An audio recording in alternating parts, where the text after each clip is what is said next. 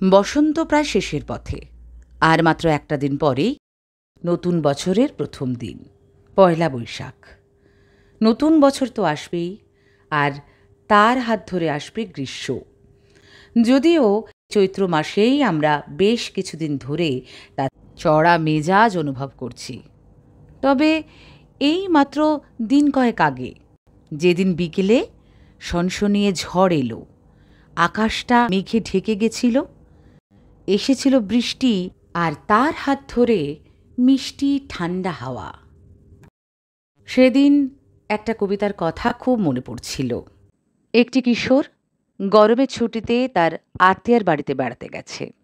সেখানে সে একজন বালিকার প্রতি আকৃষ্ট হয়। এই আকর্ষণ প্রেম, নাকি অন্য কোনো মোহ?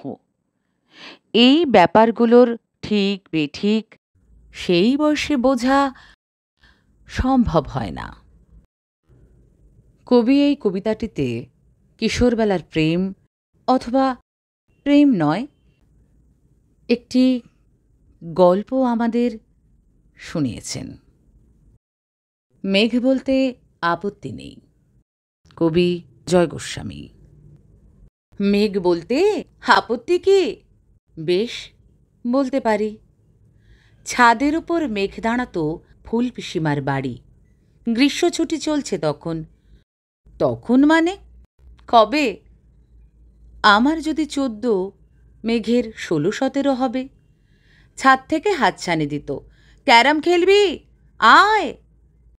সারা দুপুর কাहाँ তকার ক্যারাম খেলা যায়। সেই জন্যই জোচ্চুরি হয়। হ্যাঁ, জোচ্চুরি হতো। আমার যদি 14, মেঘের 15-16 মতো। ঘুরিয়ে দিতে জানতো খেলা, শক্ত ঘুঁটি পেলে। জায়গা মতো সরিয়ে দিত আঙুল দিয়ে ঠেলে। শুধু আঙুল, বোর্ডের ওপর লম্বা ফ্রকের ঝুল ঝপাং ফেলে ঘটিয়ে দিত ঘুঁটির দিক ফুল। এইখানে না ওইখানে, হ্যাঁ এইটা না ওইটা। ঝাঁপিয়ে পড়ে ছিনিয়ে নিল ঘুঁটির বাক্সটা। ঘুঁটিরও সেই প্রথম মরণ। প্রথম মরা মানে বুঝবে শুধু তারাই, যারা ক্যারম খেলা জানে। চলেও গেল কদিন পরে। মেঘ যেমন যায়, কাঠফাটা রোদ দাঁড়িয়ে পড়ল মেঘের জায়গায়।